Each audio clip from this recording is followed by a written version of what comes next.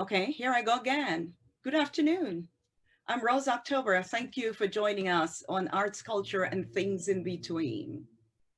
This afternoon, like the others that you have witnessed, would be a little different because of who my guest is today. But I'll get to that later on.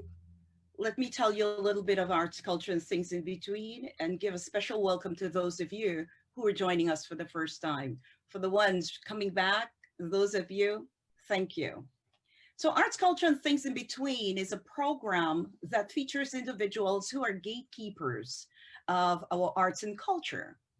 They're not only performing artists, but also teachers, advocates, and scholars who focus on the preservation of the arts and culture. When arts is mentioned, it is being referred to as different art forms like visual, applied, or performing arts.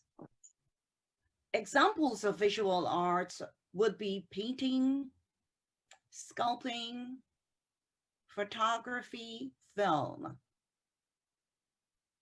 Examples of applied arts would be architecture, as in designing and or building or constructing a project. Under applied arts, you can find fashion designing, jewelry designing, furniture designing. Some examples of what the work that a fashion designer would do would include working with different types of patterns and fabrics. For a jewelry designer, that person would be working with different types of materials, such as wood, plastic, metal, silver, gold, and various types of stones. For the furniture designer, that person may be working with different types of woods and look at the ways that the woods are laid and cut, designed. Then there is performing arts. Example of performing arts could be music. Another one, photography. How about theater, opera, drama, singing, stand-up comedy, and the one that brings a big smile to my face, you guys know what it is, dance. When culture is mentioned, culture is the middle part of the name of the program. Arts, culture, it generally means the way of life for a particular group of people. So for this program, it is inclusive to mean the various groups of individuals that embrace ways of life. In other words, looking at attitudes and behaviors. What is important to note, though, is that as culture is mentioned, I'm really looking at how practices are passed from one generation to another. Things in between, the last part of the name of the program, arts, culture, and things in between. These refer to the issues that affect the execution of the arts and cultural practices. This involves both positive and negative experiences that become part of the creative process. Today's guest is a performing artist, but before we meet him, let me read the bio. Anslem Douglas is a Trinidadian Canadian singer, songwriter, and author who was born and raised in the small village, La Romaine, in southern Trinidad. His primary education was received at San Fernando Boys Roman Catholic School, and he attended St. Benedict's College for his high school education. Upon completion of high school, he attended an apprenticeship program in welding for 14 months. His first employment experience was at a hotel owned by his uncle, where he functioned in the position as the manager of the night shift. Anslem's exposure to music began at 4 years old through his grandfather, who hosted engagements for the community under his house. This led to the recognition that the village needed a community center, which was eventually built. Anslem's musical journey was nurtured through attending folk music performances at the community center. In addition, His admiration for his older sister, who was a young, talented, and ambitious poet, served as his role model and inspired him to develop his natural musical talent. Anslem's vocal talent was molded while singing at his local Pentecostal church in Trinidad. At 16, he got together with a few friends in the church and formed a band called Exodus. This band quickly became very popular and not only gave Anslem his initial taste of the spotlight, but also revealed his stardom qualities. In 1984, Anslem enlisted in the Trinidad and Tobago Coast Guard for 6 years. During this time, he continued to hone his musical skills while performing with a Coast Guard band. He performed various genres of music due to his appreciation of diverse music influencers, such as the local greats like Blakey and the Lord Kitchener, and international superstars like Peabo Bryson and James Ingram. In 1986, still serving in the Coast Guard, Anslem's interest turned to Trinidad and Tobago soca and calypso music. A couple of years later, he was an established and recognizable artist of exceptional talent. He performed with renowned big bands in Trinidad like Fireflight and Atlantic, where large audiences enjoyed his unique husky yet sultry sound. During this time, he delivered some mega hits like Ragapum Pum, Good Music to Dance, and his international acclaimed hit, Doggy, Who Let the Dogs Out, which went on to win a Grammy and is arguably one of the most popular songs ever written and recorded. In 1994, Anslem migrated from Trinidad to Canada. Anslem has written and recorded hundreds of songs along with recording 3 R&B albums.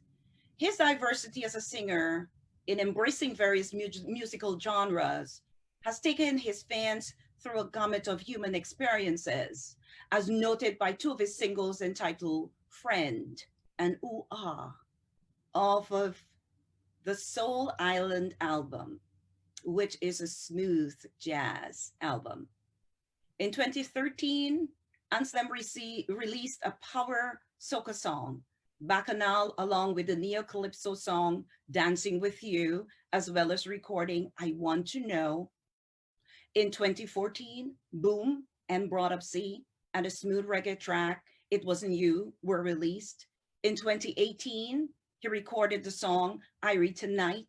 In 2019, he released Make It Clap and wrote Back It Up and Break That Cycle.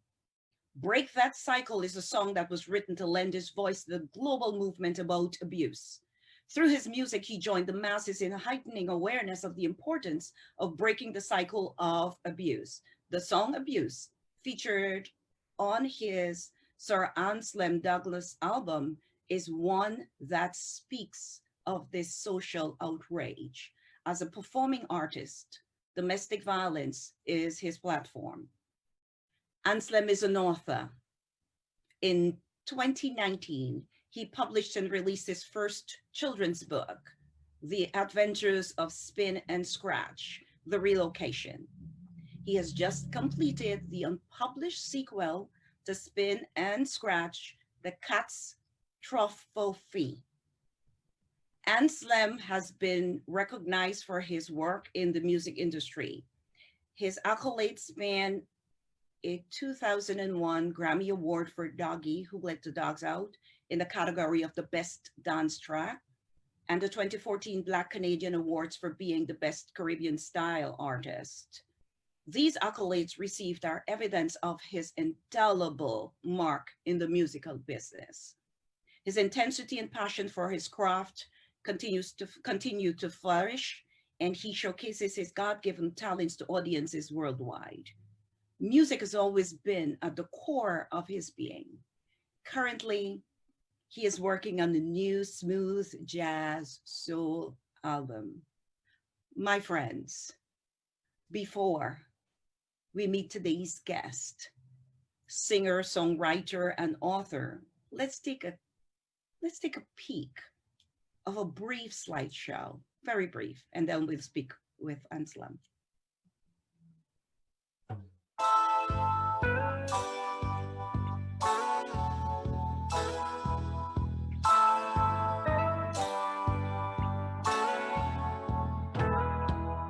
One step ahead and you're out. One step behind and you're down. You're down. You've got to be where that spotlight. I said brief, right? I did. So, Anslem, welcome to Arts, Culture, and Things in Between. Hi, good afternoon, good evening, good afternoon to you, wherever you might be in the world, because I know we're listening via the internet, so it might have some people in different time zones. So good evening, good afternoon, good night, and thank you for having me on your show. It's been a pleasure. It's been quite a while since I've seen you, but you look Yes. well. Well, you gotta, that's COVID. Yeah, so Not- true. Not the way that I look, but the fact that we haven't seen each other in such a long time. We gotta bring Oh, that up. that. COVID, yeah. Yeah. That's true. That's true. Good excuse. We can blame it on COVID. Well, I'm so glad that you're here. You were able to join us today, and It's all mine, man. yeah, I hope you're as excited as I am. I noticed that every Sunday I get more excited than before. I don't know if it's because I'm living a boring life during the week or what, but this Well, I am excited to see who's the guest next week. Hope they're gonna get you more excited than I am. I love that. I love that. So I went through your impressive bio, and I was thinking, as a boy, what did you want to become as you grew up? Could you remember? Yeah, I think I'm one of the fortunate people who kind of knew what I wanted to be from a child. I kid you not.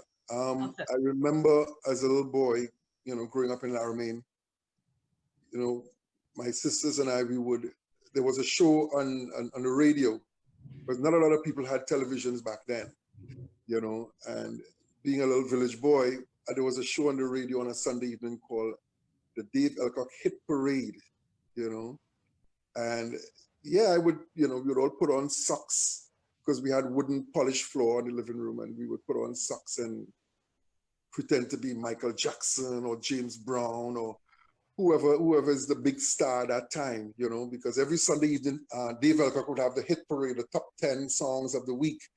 And, quietly inside, I knew I want to do this.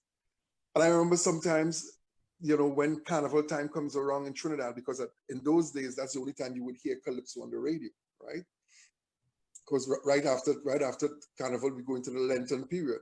Mhm. But I remember singing and asking my mom, "Mommy, ain't this something like Sparrow? Ain't this something like Sparrow?" She said, "Boy, behave yourself." But in my head, I used to think I'm singing like Sparrow, I'm singing like Kitchener or Blakey or the greats at that time. So you try to mimic them.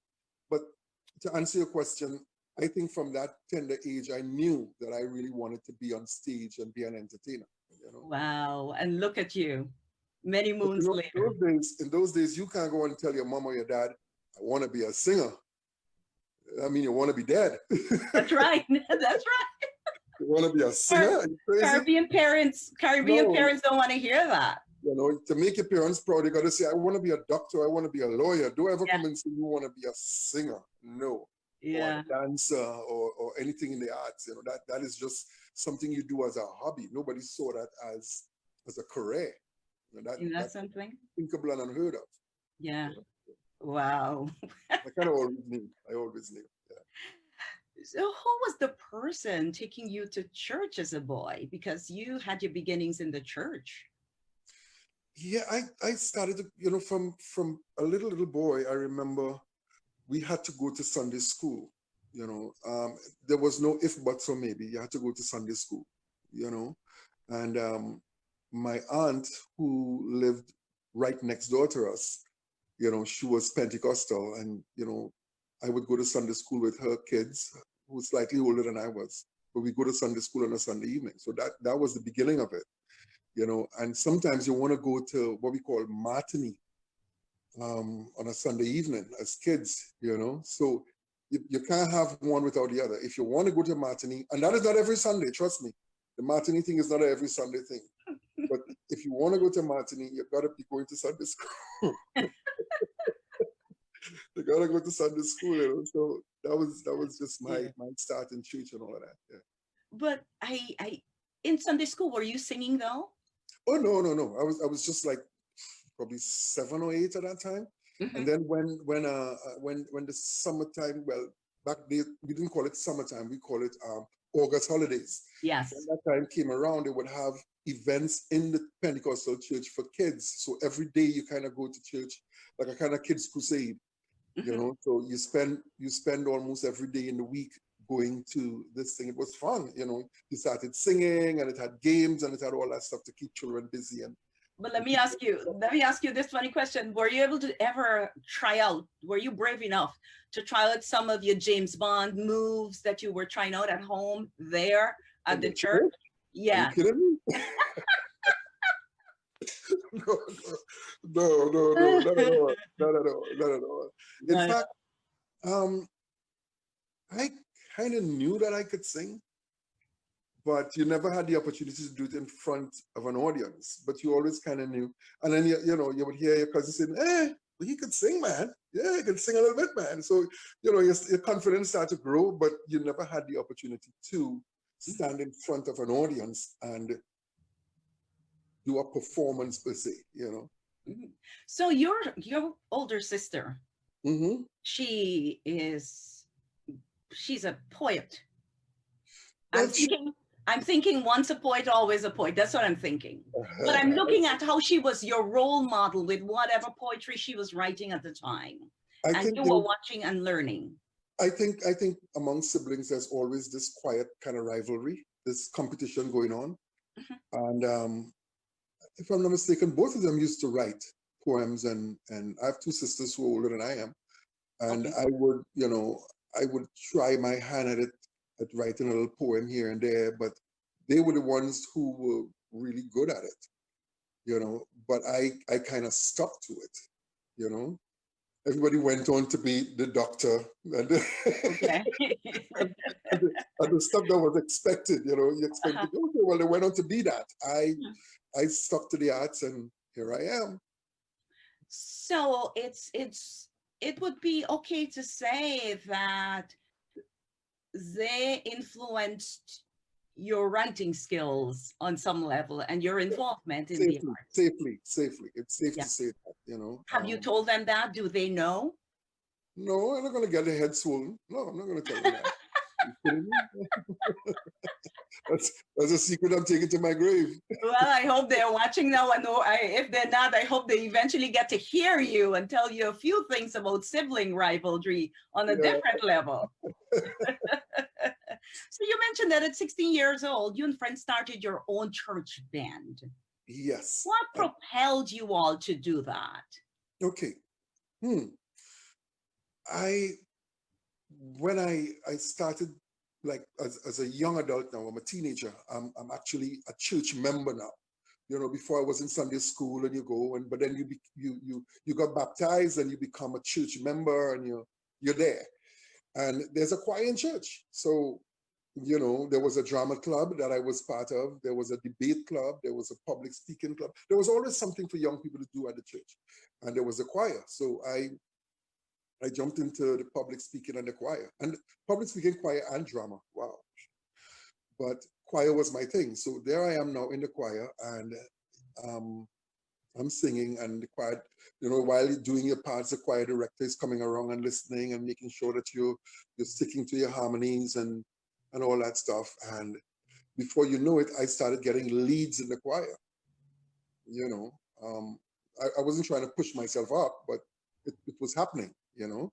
I started getting leads in the choir, and then we did this massive cantata, you know.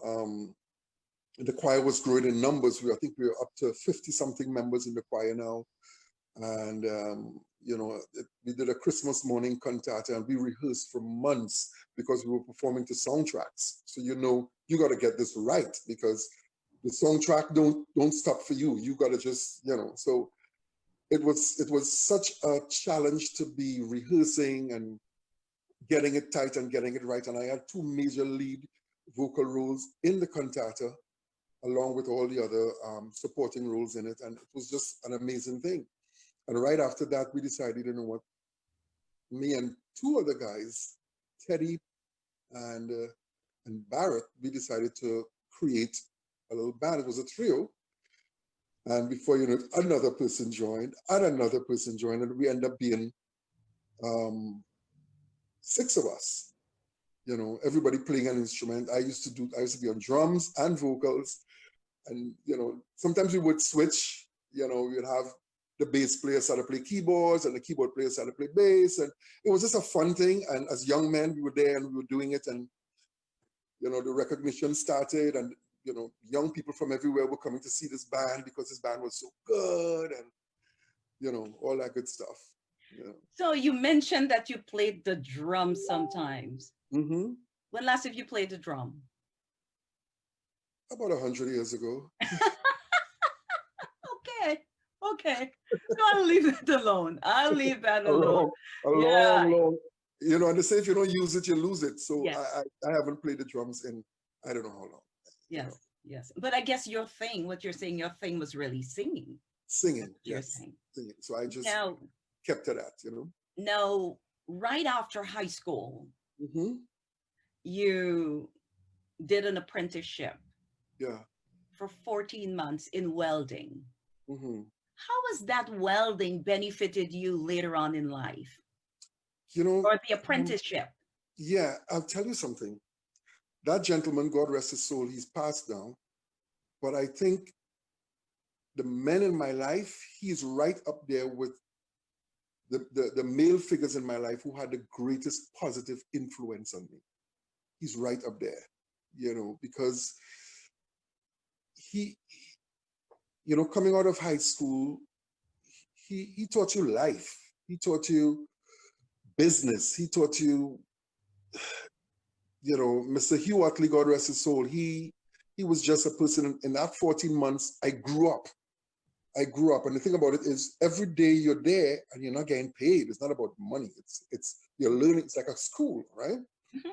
And at any given time, we would have 14, 15 young men there learning a trade and doing something with their lives, because not as soon as you come out of school, you're going to get a job, and back then, the general consensus was you go to school to get a job. Now we understand that you go to school to get an education, mm-hmm. because the drive then was you best go to school so you could get a job, Now we understand go to school is not about getting a job, it's getting an education. Yeah. So when you come out of school, you may not get a job right away. So I was not one to stand up on the corner and hang out and chill on the block. And that was never my, I couldn't do it because my father was a police officer and he was a dread man. He didn't play, and my mom was a very serious woman too. So there was no standing on corners and hanging out. So it was right there. And Mr. Hugh Otley just had this great impact and influence on my life and how I viewed life and how I approached stuff. And he taught me about the importance of time, being and good work ethics. And when you do a job, do it correctly, because you always say, if you can't do it right the first time, when are you going to get a chance to fix it? So do it right the first time, and that kind of stuff. It was just a positive influence on my life. Good. I love it. But before we take another peek at who you are, you mentioned dread and serious to describe your parents. And I'm sure my friends watching, they're probably chuckling because AKA strict parents. Right. That's what you're talking about, strict parents. And then in those days too, the village used to raise a child. So you can be doing anything crazy because people say, wait a minute, that's not so-and-so, and that's not so-and-so. So mm-hmm. you, even if your parents are wrong, you still had to carry yourself in a manner that represented your family name and your household. You had to represent. Yep. The village raising the child, the African Oh yeah. proverb. Oh Yes, yeah. it takes a village. So let's take a quick peek at some more of you, and then we'll come back and talk some more. Sounds good. Okay.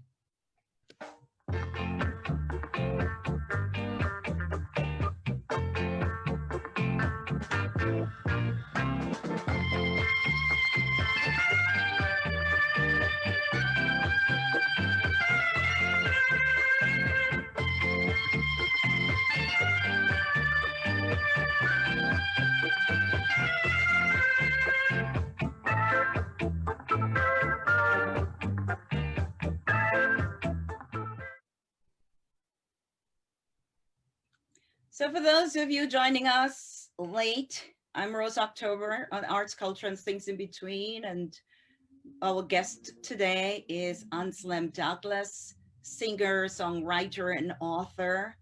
And Anslem, Mhm. you Yes, ma'am. spent you Yes, ma'am. spent 6 years, Uh-huh. spent 6 years as a course guard, Yes, I did. right? 6 years. Mhm. And you also, because of the music in you, they had a band that you joined. Now, was this Yeah. band standing before you got there, or when you got there, the band was formed? Me and some members of my batch created this band. Okay, here you go again. You know, we had a drummer, we had and a couple other people from folks from outside of my batch. Batch meaning the people that I trained with. Uh-huh. You know, and we just pulled this band together, a little 5-piece band, and I was the singer. We would rehearse and we started putting on little shows for Coast Guard, just for Coast Guard, just for a few fellas in the dormitory and in the mess hall. And it was fun. It was really, really good. Were you guys able to do work, or you spend more time rehearsing? Oh no, you got to do your work. You got to Okay. do your work because this is off the records, right? This is not like an official. We are the official Coast Guard band. It wasn't like that. Okay. So in our spare time and sometimes after work, you know, when everybody's off, we put in a little hour, 2 hours practice, and you know, it was. But you had to have the blessing of the seniors. They The didn't mind. administration. Honestly, they didn't mind. In fact, they kind of encouraged it because it was something positive, Uh-huh. and it's something that Coast Guard could be proud of. We have our own band, Mhm. you know, and it was fun. You know, we knew that we weren't going to be hired by any big promoter in a big fat, but Oh, okay. it Okay. was good. Yeah. So you know, when I thought about asking you this question, I was wondering if you guys got privileges, but I guess no, you guys were just humble servants. Just guys that are doing our little thing and having fun doing it, you know. No. Were you writing music then? What kind of music were you singing then? I was really just getting into soca music. And I know when I say things like this, people think, but you're from Trinidad, you're supposed to know soca. I knew soca music and I enjoyed singing it as a calypso music as a child because I was following people like Blakey and Shadow and wow, all the people I'm calling the deceased now. Wow. You know, Blakey and Shadow and these people, Mhm. Lord Kitchener and these guys. But when the music became soca, I never had the opportunity to really perform it. Mhm. You know, so and coming from a singing background, soca was more of an attack music.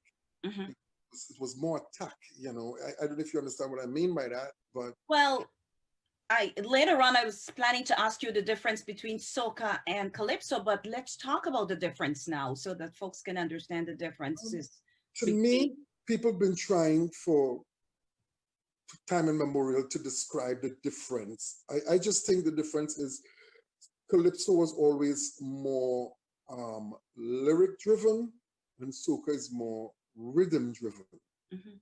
You know, soca in calypso, I have done soca songs already where you could sing the second verse first and the first verse third because sometimes it doesn't really carry a storyline. And this is not true to all soca songs. But Mhm. when it comes to calypso, you can't go and sing a calypso. Calypso has a beginning, middle, and an end. Mhm. You know, it's storytelling. It's Right. storytelling Right. in song. Mhm. So it wasn't about so much dance, even though you could have danced to it and had a good time to it because it had that calypso beat.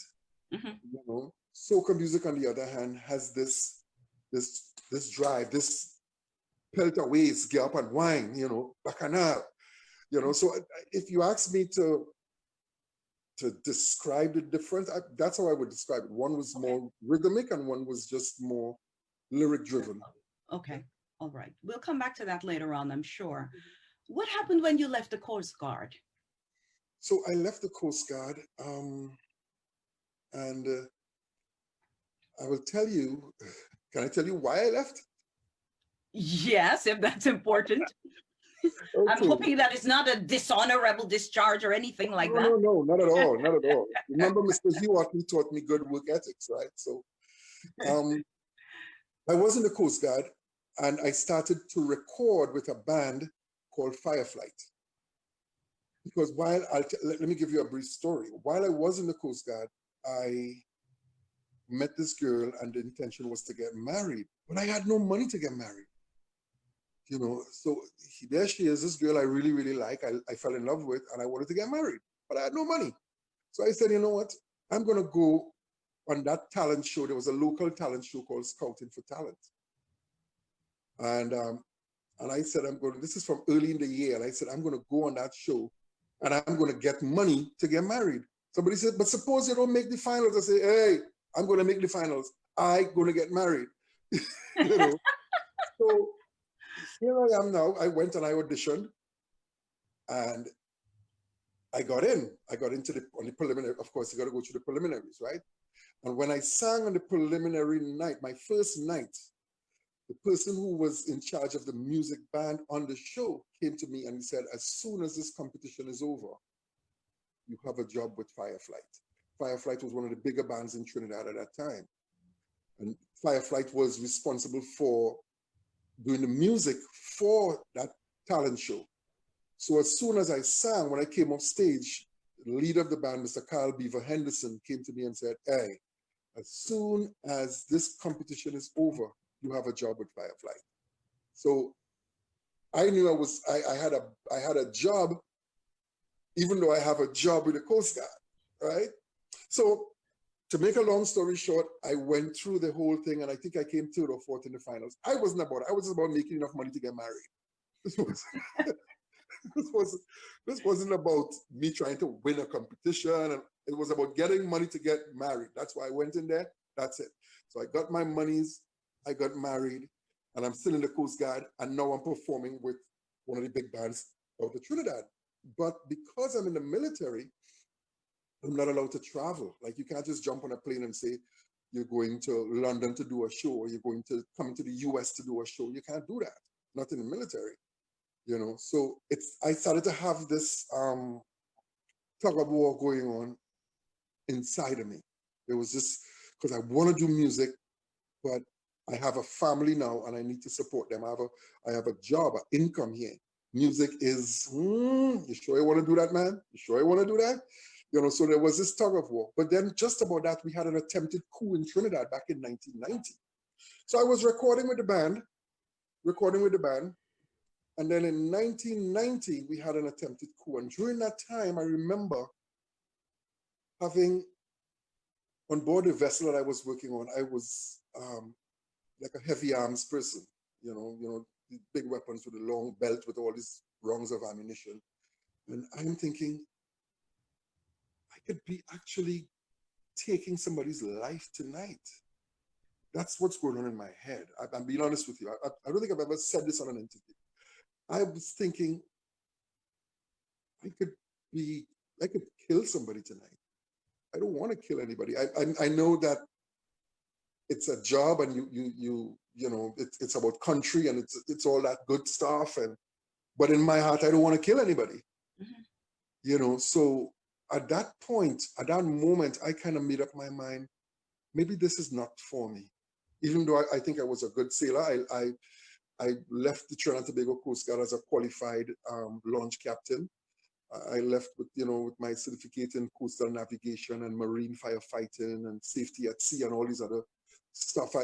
But I don't think the job might one day require me to kill someone, and I don't think I want to do that. You know, so I went home. I spoke with my wife, and I say, you know what? I think at the end of my 6-year contract, I want to call it off. And she said, well, okay, if you want to do that, I'll support you, but let's remember that you have a family, right? I say, yeah, so we're doing this. You say, we're doing this, and we did it. And I never looked back. Wow. Never looked back. Wow. Wow. In your quiet times, do you sometimes reflect on your life as a Coast Guard personnel? Oh, yeah, because again, it was another 6 years in my life that I will never forget. It was just so, had such it was so impactful on my life, you know. The people that you meet, I mean, I have friends who I've known for 36 years, you know, and it was just so impactful. And I've learned stuff that I will never forget, things that will carry me through for the rest of my life, you know, disciplines that will carry me through for the rest of my life. So I always sit back and look at it and say, wow. Now, the songs that you guys sung in the band, Mm-hmm. first of all, what was the name of the band? Did you I guys don't have a think name? I don't think we had a name. Okay, let me ask you. I honestly don't think we had a name. I don't think we had a name. It was Oh just gosh, the that's Coast funny. Guard band. I think it was just the Coast Guard Guess band. so. I guess so. Now, what kind You of know what? music were you guys? I will make a call when, Uh-huh. you know, sometime in the future, I'll make a call and get in contact with them and say, what was the name of our band in the Coast Guard?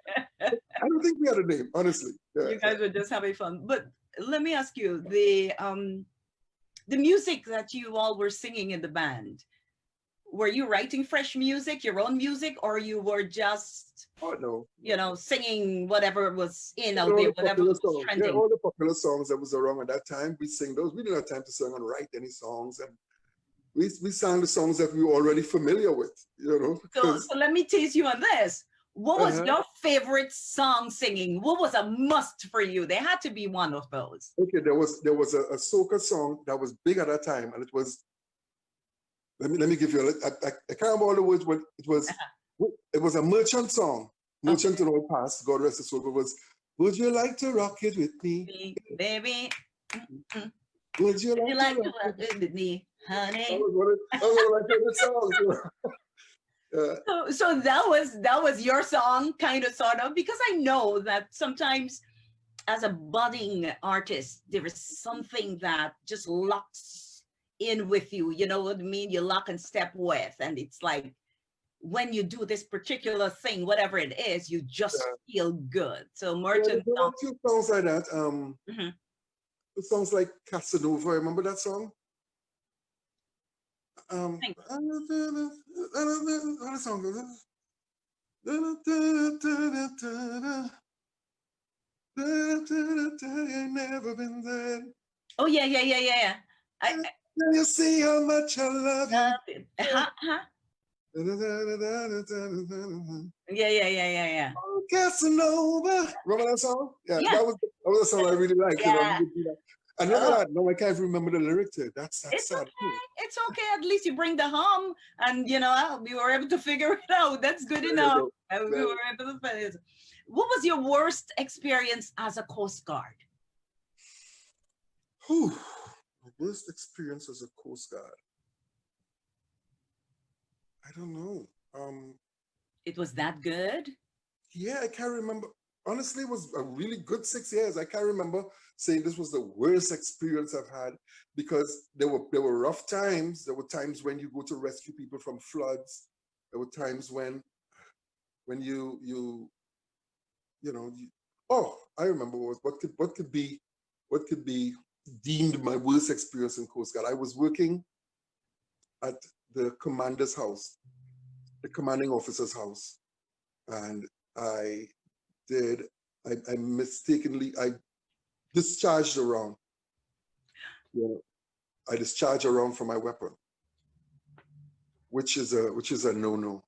Which is a no-no. How did that happen? This was playing the fool. You're young and you're stupid and you're playing the fool with the government weapon. Okay.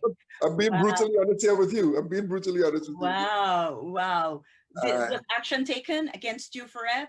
How was it noted? I had to pay for the repairs on the wall in the commanding officer's house. Okay. Because I put a bullet hole in his wall.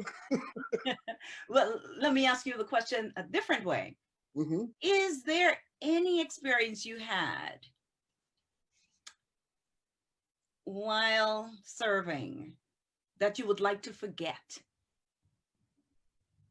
No, No. no, no. Good. That's the honest truth. I thought it was all fun. It was all good. Uh-huh. You know, it was just an amazing time. I mean, I worked on vessels. I worked on the honor guard. I worked, you know, Hmm. small boats. I worked on the station. You know, so it was all good. It was all Okay. good. Okay. I tell you what, let's take another peek at some of your work and then we'll come back and talk some more. How about that? All righty. All right. Ladies be cool, cause raga rule. Now sing raga, boom boom, raga, boom boom, raga, boom boom, raga, boom boom. Rude girls and boys, hey, make some noise. Rude girls and boys, make some noise. Let me sing. Hands in the air, everybody. Hands. Put your hand in the air. Hands in the air, everybody. Hands in the air. Oh, raga boom boom, raga boom boom, boy. Man, we setting till morning from raga boom boom, raga boom boom, boy. Man, we let go till morning.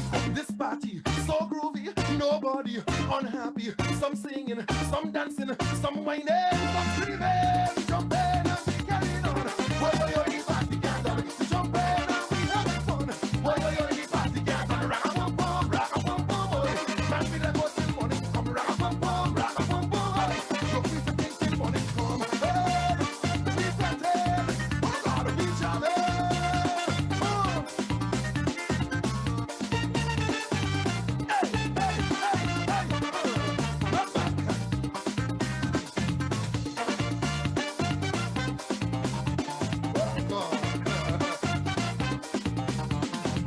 Everyone have someone to wine on, have some fun. Boom boom short, all collar, root pass, take over. We jumping and we carrying on. Boy, yo, yo, the party can't done. Whining and we having fun. Boy, yo, yo, the party can't done. Raga boom boom, boy. Man, we like go till morning come. Raga boom boom, boy. So we take till morning come. Hey, we started. What on we jamming? What?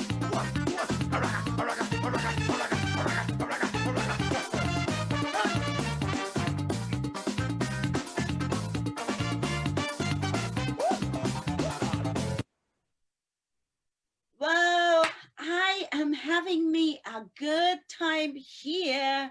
I was Clearly. doing my thing in the chair. Raga boom boom, raga boom boom. Okay, Miss Rose, please behave yourself. So those of you who've just joined us, I am sitting today with Anslem Douglas, and you just heard one of his hits, Raga boom boom. No, I want to go back in your head. You're smiling. Why are you smiling? You were checking out my moves? What? Because you and I had a conversation about this wine a long time ago. We've had this conversation about the wine. So Okay. yes. You know, let me just clear the air because I don't want you to give people the wrong impression about me. So folks, let me quickly, can I explain myself here, please? I want to take a minute to explain myself.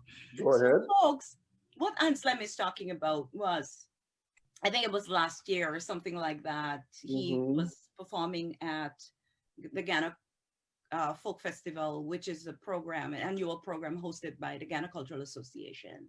And I was the MC and standing on the side, a band was playing, and I'm a dancer. I was doing some pelvic movements, innocently doing some pelvic movements that he refers to as a whine. So I just wanted to clear the air that that's what he's talking about. He's tickled about it, and I would not give him an opportunity to even defend something else. So moving right along.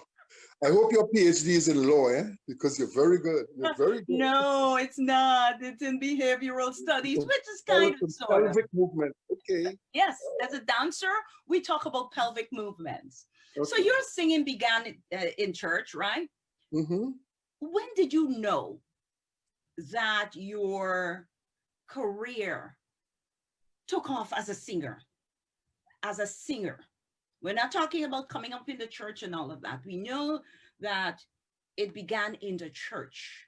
Right. When did you get that in your stomach that your career as a singer took off? When well, when Carl Beaver Henderson came to me that night at the talent show and said, I want you to be, you have a, what he said, he said, you have a job in the band as soon as this competition is over. That was a piece of excitement, just knowing that I know he didn't hire me as a bass player or as a drummer. He was talking vocals, right? So I said, wow, I'm good enough to be, contracted by Firefly, the leader of Firefly. So that sparked something in me. I always knew that I wanted to sing and I could sing and I could do that, right? I think when I left the Coast Guard, there was a low period because the band Firefly had kind of dismantled and it was no more. And there was a lull period there for just about a year. No, not about a year. That's too long. A few months, because I left the Coast Guard on the 15th of October. Oh, you remember? You just celebrated an anniversary last week. Yes, I did. Or 10 days ago, because today's the 25th. That would have been 36 years. Wow. 36 years, yeah. How many years have you been in the business? The music business? Yeah. About 30 years. Okay. Okay. But don't add them up together and think right. about it. No, I get it. I get it. That would put me at 66 now. Yeah, you were saying though, but there was a lull. There was a lull in performances and all that stuff, and it was a very frustrating time because now there's no income from Coast Guard, there's no music going on, and strange enough, this gentleman by the name of Kenny Phillips, he came to me and he said, I want you to do a compilation of the hit songs from the last carnival. I said, okay. He said, but it's going to be done in medley form. So it's one song going to go into the other. He said, you think you could do that? I say, I'm ready. Because I wasn't doing anything musical. So I went into the studio. He sent me the list of songs. It's all songs that I am familiar with because they were the big songs for the carnival that just went. So now he's taking all these songs, I think about 12 or 15 of them, and doing a medley, compilation medley of them, So he'll do like 2 verses and a chorus, and then we just slide into another song, and and when I went into the studio, I just let it all, as they say, let it all hang out. I just gave it my everything.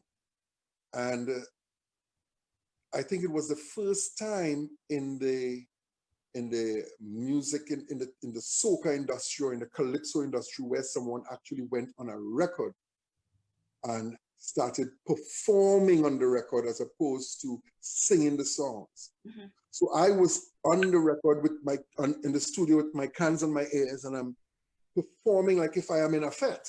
So I'm singing the songs and talking to an audience that is not there and telling them to do certain things and jump and take out your rag and run up the road and talking to individuals. That's not there. They're not there, but I'm talking to them. So when you listen to it now, you swear that you're in a fete. And by the time it was released, this medley, I kid you not, started to play so much. I had all started to get tired of hearing my own voice in the radio.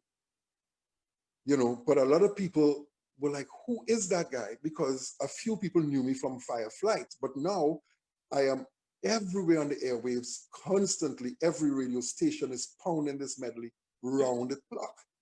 And as a result of that, I realized I'm there. Okay. I'm there. Everybody knows my name. My voice is everywhere on the radio. People are asking about me. People want to know who's this person. So I realized, okay, my career has taken off. I'm juxtaposing what you just said with what we saw. When we took a peek at your work, we listened to a peek of your work. It was just the cover of the album that we watched, right? And we're listening to your voice, Raga Pum Pum, just now. Right. And I'm thinking back in that time, there was no music video, right? Right, yeah. But they had a few, but the music videos were like you stand up on a stage and somebody with a camera just videotape you singing the song. Yeah, but when I say music video, what I mean, exactly what you mean. Back then to now, what we have a music video now. I was talking with one of my buddies who was on this program a few weeks ago, who's a singer. When we look at and that person is Courtney Noel, shouting out Courtney, and Mhm. talking about when you look at music videos today, Mhm. they're like a whole film. If you don't remind yourself, it's like a 3 to 5 minute short film you're Yeah, it's a watching. movie, a And mini movie, a mini yeah, a movie. movie. Yeah, it's like really, and I'm also listening to you to talk about you're in the studio recording and you're so animated, you're bringing the lyrics to life. Guess Yeah, what? yeah. You had good practice for today in COVID-19, because that's what we're doing. That's what we're doing a lot. And I don't mean to make light of COVID-19, Yeah, I know but what you mean though. the point that I'm making is that as artists, we don't know what that journey really, um, what it sets us up for Yeah. that is to come in our Mhm. future, Yeah. because it has its place in your life as a singer. Oh It yeah. Oh does. yeah. It does. So as a professional singer, who were the individuals cheering you on? Who has been an undying fan of yours, whether it's high, low, or in between? I think my number one fan from then to now, and my number one critique from then to now is my brother. Is you who? My brother. Your brother. Okay. He was there from because he was always a fetter. He was a fet man. I I always tell people I am not a fet person. My job took me into the fets, you know, and Mhm. I would go and perform, and then 20 minutes after that, you might take a picture with a fan. And in those days, didn't have phones to do that. So, you might give somebody an autograph and then you're gone. Mhm. But I was never a fet person to say, oh, I'm going to this fet or I'm going to that fet, because that's my job. That's why I work. I don't know if any school teacher, when they're off, to say I'm going in school and hang out, or any policeman who, when they're off, say I'm going to the precinct to hang out, you Mhm. know. Mhm. So as an entertainer performing in the fets, it was kind of weird for me now to say I'm going to fet, because I feel like this is where I work, But my brother, he was there from jump. He was there from jump. I mean, in the fets, prancing up in front of the stage when I am performing. When I put out a song, he would tell me, his nickname for me is Tall Boy. He said, Tall Boy, I ain't feeling that one, I ain't feeling that one. Or Tall Boy, you're going to mash up with this one. You're going to mash up with this one. And he would be brutally honest. He'd be brutally honest. What critique did he give you that was not favorable, if Um, any? he would tell me, okay, he would say, your style have to change because your songs have too much of lyrics in it still. That was back then. You had to less lyrics and more jam and wine, because I was always a writer, and there we always had disagreement, because I would tell him, listen, you can't tell me you write a song and cannot read a song. Reading and writing goes together. Mhm. So if you write a song, you should be able to read your song, and when you read your song, it should make sense. I've come from that school. Of course, there are songs. Okay, look at the song we just played, Raga Pum Pum. People say that's a nonsense song, but if you listen to the lyric, you know, Mhm. everyone finds someone to have fun. It's just about you set up the party vibe, but it's still making sense. And at that time, Raga Pum Pum Shorts was the thing. Mhm. And Raga was now coming out. It was Raga Pum Pum, and we played on the two words, and it became a big thing. But to say that I am going to try to write nonsense, I can't do it. I can't promise anybody to do that. And basically what he was saying was, you're singing with too much lyrics, too much words. People don't want to hear words. They just want, tell them run up the road, tell them jump, tell them pick up the stage. Uh-huh. And so we had a disagreement there on that. That's the Okay. number one critic. Yeah. Okay. Good. Good. I like I like that. So he was more into the soca then, and not the calypso. Oh yeah. And I'm just going back to what your definition of No, he the was two. he was he was more of a soca man, but he loved the calypso tents, and he loved calypsos and all that. And sometimes Okay. wherever they might be in the world and they're having some sort of heated discussion about the culture. You pick up, you say, hold on, let me call my brother. He know everything about culture. He said, Toy, in 1 year, so and so happened. And I would say, well, that's not, hold on. Oh, that was in so and so because this was happening at the same time. And he say, you see what all this? You know, Wow. it's like that, yeah. Mm-hmm. Love it. So you've had quite a few hits. Rago Pum Pum that we just Mm-hmm. heard. Stick Fight. Yeah. When I did da da da da. Oh gosh, I love that song. And I guess because of the rhythm behind it, you Mm-hmm. know, I Yeah. love that song. And Mm-hmm. of course, there is Who Let the Dogs Out, right? Right. Which brought you a Grammy. Right. Take us through the life of Doggy, Who Let the dog Okay. out, up to the Grammy Award. Okay. So Oh, there's a, who wrote the, wait, 1 second, who wrote the song? I did. You did. Okay. Yeah. So take us through. So let's, in fact, we'll make that correction when I get to the very end. Okay. Now, I was living in Toronto, and my then brother-in-law, he would come to the house and he would always be saying, who let the dogs out? You know, he has a big voice because he was a radio announcer, a DJ, and he had a big kind of kind of voice, you know. Okay. So he was, why don't write a song like that, man? Why don't write to say, that sounds so American, that would never work. You know, he said, that is going to work as a soca song. I know what I'm telling you. And he went on with that for close to 2 years. I kid you not. Close to 2 years, he harassed me on doing this thing. So I said, you know what? Okay, I'm going to sit down and write this song. And I wrote 2 versions. One, in hindsight, I know now it wouldn't work. It would not have worked because it was about a woman. It was, again, storytelling. The storytelling in me was started to come out. It was about a woman who came from grocery shopping or whatever, and her dog pulled all her lady undergarments off the line and had it scattered all over the yard. And she started screaming to the kids, who let the dogs out? Because look, with this in the yard, and with that in the yard, and with this in the yard, and with that in the yard, who let the dogs out, right? So it would have taken a more humorous kind of swing. And then I went over it, and then I just say, I scrapped it. And I went back to the drawing board, completely different melody structure, completely different lyric, and came up with the Who Let the Dogs Out as we know today. Mm-hmm. So that song was recorded back in 1997 for Carnival in Trinidad, 1998. So I would have been in the studio in October, November to record it for 1998.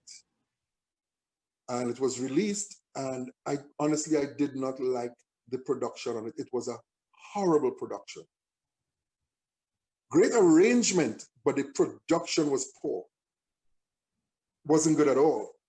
But I think the hook line and the energy on the track was so strong, it just took over the airwaves. But you know, as an entertainer, as a I don't like to call myself a perfectionist, but as somebody who's doing this, you want to put the best work possible. And every time I hear that song, I'll be like, ooh, I'm hearing so many, you know, faults in the production part of it, you know. But it went on and became just this huge song throughout the Caribbean. And then in 2000, I got a call from somebody, I don't know, just give me a call and say, hi, with a very strong American accent. Hi, my name is so-and-so, and I'm calling concerning Who Let the Dogs Out, and I heard that you were the writer and you owed the publishing for it. Now, in the music world, entertainers always pulling pranks on each other. We always do that. So I'm like, who is playing Mm-hmm. on the phone? The guy says, hello, excuse me. It was too real. It was too real. I know we always, you know, I would pick up the phone and try to put on an American accent and say, hi, this is so and so and so. But, you know, but you're calling another musician, just pulling his leg. So I am like, who is this? And then I realized this is for real. So the guy said, I said, who is this? He said, this is so and so and so, and I'm calling from this company, and that's the publisher's calling. And I said, well, let's talk. So I put them on to my then manager, and they had their conversation. And lo and behold, before you know it, I'm on a flight back to Toronto, because I was in Trinidad when I got that call. I was in Trinidad for Carnival 2000. And right after that, I'm back in Toronto, and my manager is with me, and we took the train down from Toronto into New York, and here we are in Manhattan, and we started to hammer out contracts. And it was like, whoa, this is happening so fast. Because they said, listen, we have a group that we would like to do a cover, that we'd like them to do a cover version of the song, you know, and but to do that, we would want part of the publishing. So at that point, I was not too hip to the whole publishing aspect of the music industry. And lo and behold, they wanted 100% of the publishers publishing. So they kept that, and I kept 100% of the writers publishing. And as it went down, within months, I heard contracts were signed, everything was up and in order. And lo and behold, I heard the version of the Baha Man now, which is the one we had the contract for. And when I heard that, I was like, it sounds kind of watered down, because it's not as high energy as the original. And you know, your ear has become tuned to something, you know. So when I heard the Baha Man's version, at first it was like, but then after listening to it, and anywhere you go, you couldn't help but hear it, you know. And then I remember being in New York, and one of the gentlemen from the company called me and said, listen, we released the song, and in the first week, they were calling to apologize that in the first week, they only sold 50,000 copies in the first week. You know, in that first week. So it was just amazing how it happened. And before you know it, it just blew up. 1 million copies, platinum, multi-platinum, double platinum. And that's the story of Who Let the Dogs Out. And Grammy. Yes, yes. So before you got that call that you thought was a prank call, any indication that this song would have become a hit? Because you're saying that you didn't like the arrangement. No, none. I just thought it would have been like a regular hit for Carnival in Trinidad, and then it would die a natural death, and then you release more music the following year, which is the normal cycle of the music. You know, you do a song, and most people try to pretend that they don't record for Carnival, but that's what we do. That's why we release. If not, we should be releasing music all through the year, but we usually release this bulk of music around Carnival time. So we are still in the bad habit of releasing music for Carnival. And when I did that, that was my intention, to release a song for Carnival, hope that it becomes very popular, and then I do my performances. I do the milk run, as I say, in all the different carnivals around the world, from Toronto to Montreal, Boston, Baltimore, Miami, New York, London, Sweden, wherever you go, you just travel and do your carnivals, and then you run the milk run, and then you're back into the studio again. I never, in my wildest dream, thought that 22 years after, this song will still be a big song. What do you think is the catch, though, that keeps it on the airwaves the way that it is, and when you hear it, you just got to get up and dance? What do you think is the catch? I think it's because it's relatable. You know, everybody knows. You could be living in the North Pole, or you could be living in Chile. You could be living in China. You could be living in Zimbabwe. Everybody knows what a dog is. It's like Arrow's song, hot, hot, hot. Everybody knows, oh, it's hot. It's relatable. Yeah. You know? So when you hear, who let the dogs out? That's right. Yeah. You know, I know this. I can relate to this. But it's something about, I'm thinking that we know what the song sounds like too. Yeah. Aside from the relatableness, I just made up that word. I like it. Can I use it? Yeah, go ahead. You have permission. I've just given you the rights. Aside from that, I think because it's in our heads already, as soon as we hear it, I mean, you just said it. You just give us a kind of a bar of it, right? And I was ready to hear the rest of it. Because of the call and response too. You see, call and response in music is so important. because now you give the opportunity, they give the audience an opportunity, the listening audience an opportunity to be a participant in the performance. Yeah. So Yeah. when I say, who let the dogs out? You know you have a line coming. Who? You Well, know I'm you have a jumping up line. to dance too.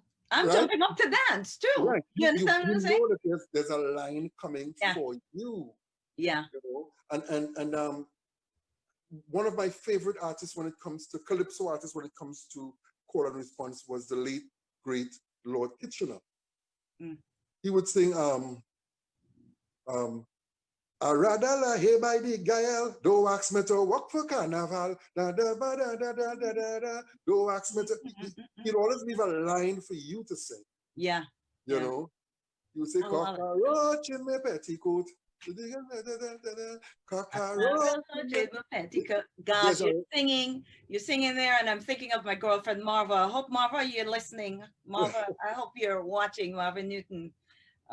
So I think those are the things, those are the elements in the song that cause Yeah. it to just have that life. Make it Now, a how did the Caribbean, well, how did Trinidad celebrate the Grammy? I'm saying Trinidad because the thing is, with our Caribbean people, you know, if anybody in the region gets recognized in terms of a Grammy award, it's like all of us got it. It was crazy. I mean, I had the New York Times calling me. I had local papers calling me. I had television stations from London calling, because these are all places I performed. They're all aware of who I am, and everybody is calling, oh, your song just won a Grammy. And it's on and on and on and on. And up to, this is 20 how much years after, we're still talking about it. So, yeah, well, we have to. to put it, right? It just went on and on. Yeah. And, you know, I don't want to sound too full of myself, but somewhere in the back of my head, I am thinking that it was a glimpse of things to come for me, because I still believe my best recording years are ahead of me.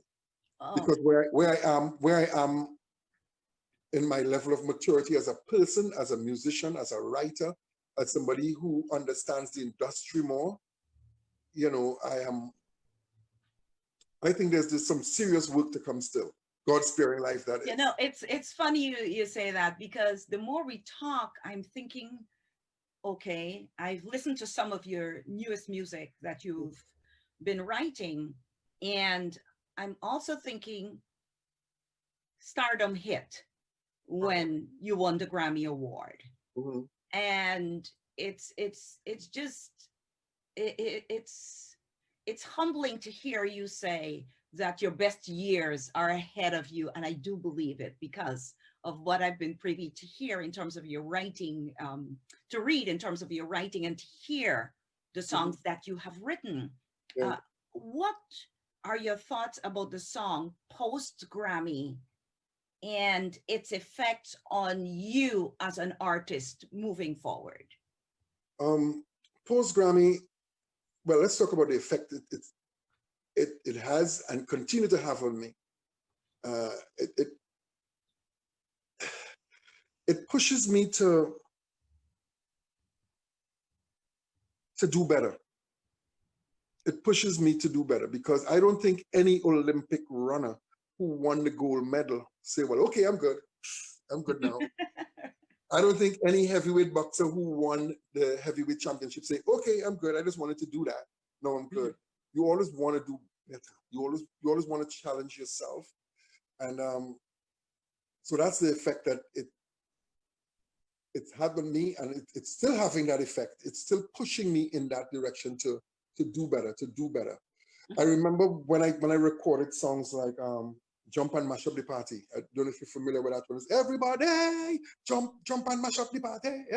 You know, and when they drive through Port of Spain and San Fernando, everybody's like, everybody, you know.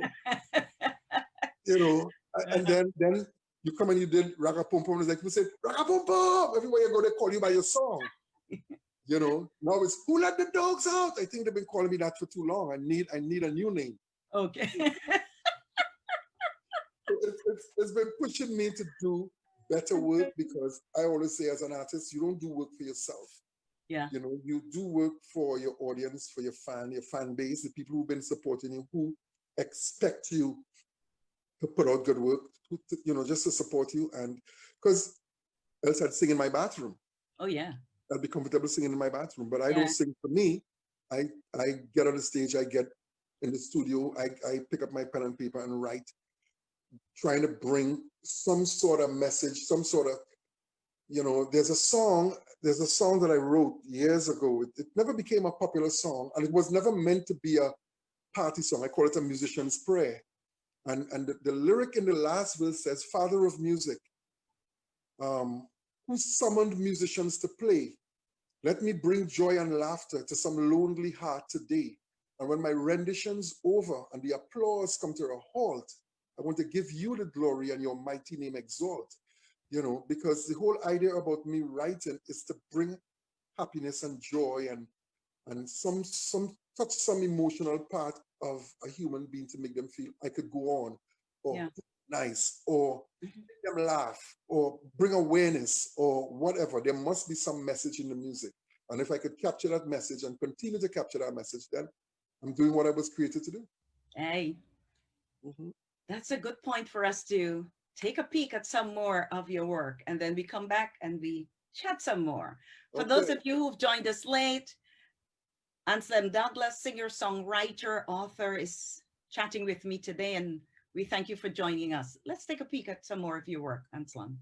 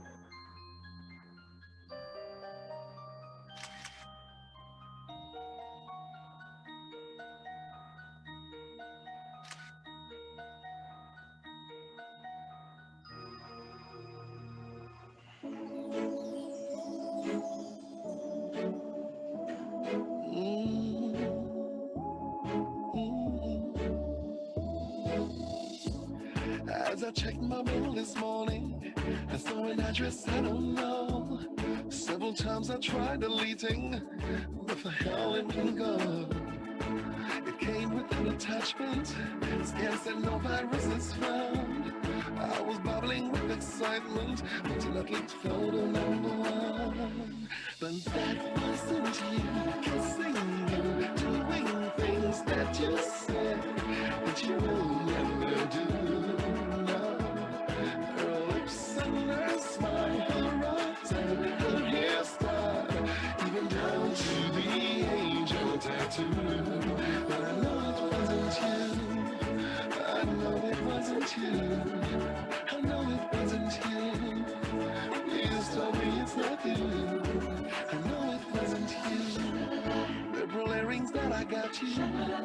Oh, she had one just the same. Now I know these things can happen because it wasn't custom made. I clicked open with the slideshow and was convinced totally it wasn't you up in them photos, cause you never do those things to me. Oh, that wasn't you kissing you, doing things that you said that you will never do. No.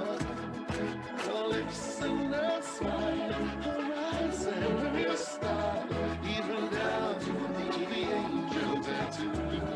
But I know it wasn't you. I know it wasn't you. Please tell me it's not you. I know it wasn't you. Oh.